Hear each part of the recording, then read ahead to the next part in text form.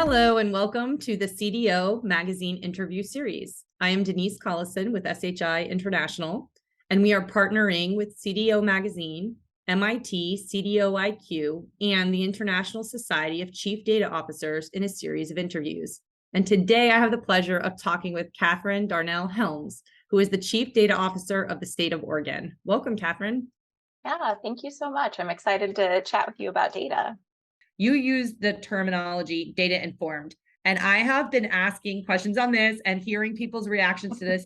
You tell me why you chose to use data informed versus data driven, and do you think that's are those two different to you, and why are you using the terminology data informed?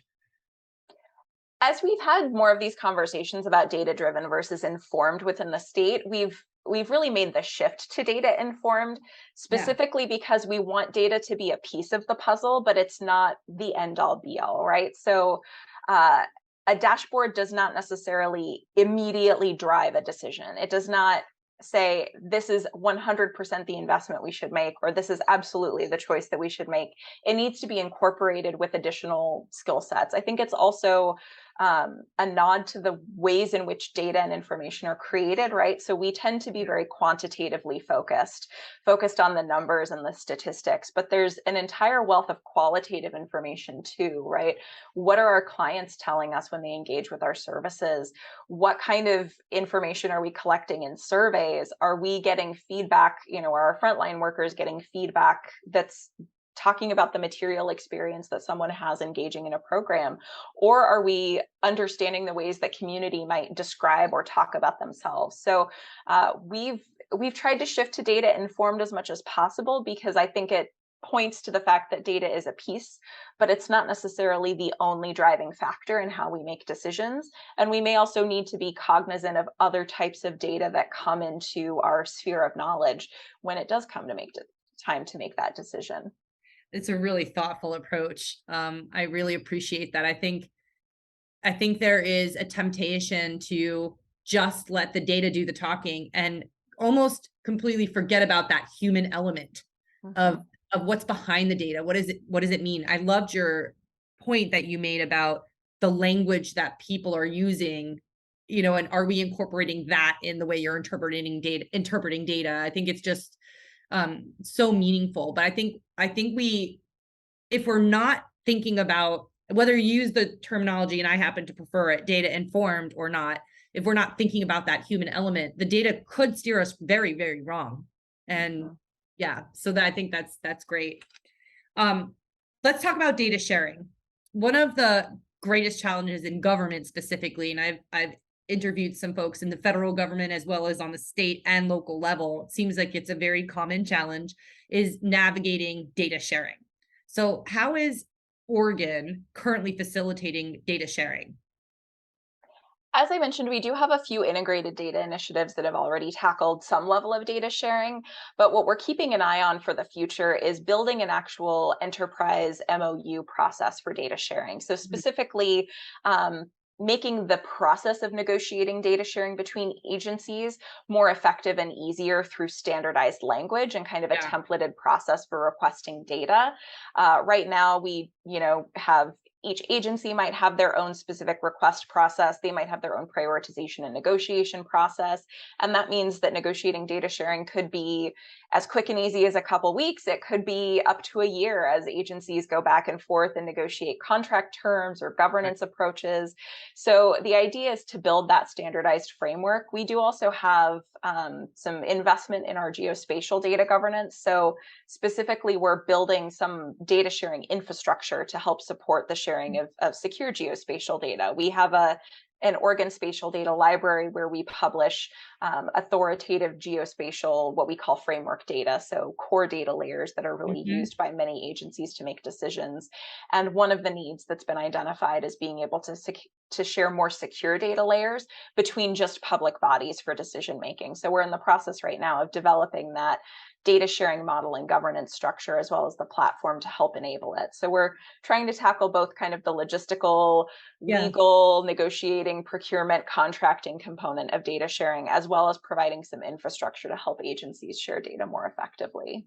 certainly not simple, but I think it's worth it. Wow. And I think it will create a more efficient process too. I think that's great. So, all right, you talked about the MOU process, and that's kind of something you're working on now. Are there any other future strategic plans or any other future projects you want to share with us today that you're thinking about doing or are in the works? Yeah, absolutely. So, as I mentioned, we are in the process of updating our priorities and actions for 2023 through Yeah. 25. So, some areas that we've seen particular interest are in an enterprise MOU for data sharing, as I've mentioned. We're also seeing some real interest in stronger workforce development. So, as I mentioned earlier, we don't currently have a data scientist classification at the state. There's a lot of interest in creating that workforce pathway for folks to move into those more complicated and more complex data scientist type roles. So we're also looking at building some opportunities to create those positions within the state.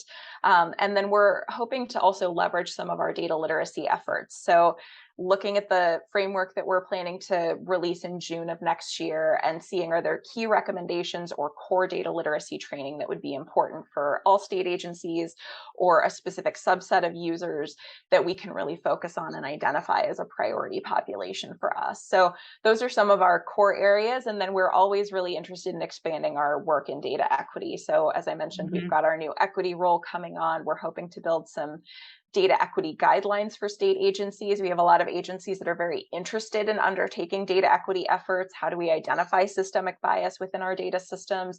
How do we make note of it? How do we note data limitations? How do we use our data more effectively if we know that there's bias embedded into our work? So we're hoping to be able to provide guidance for state agencies going forward as well to help them kind of undertake those internal conversations and processes. So you're going to be busy, Yeah, but no shortage of work.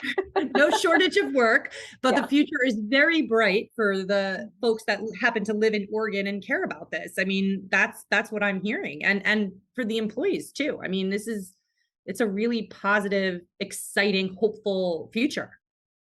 So listen, I just wanted to say thank you, Kathryn. This was such a delightful conversation, and I've learned a lot, and I just am kind of a little bit in awe of just your holistic perspective that you're bringing to that role, and just all of the different facets of what it means to be a chief data officer and how you're bringing those all together at the state. It's really impressive. And I don't live in Oregon, but I just feel like as any other constituent, just a big thank you, because I think there's other states who will absolutely be able to learn from what you're doing there, and it's exciting. It's exciting for us.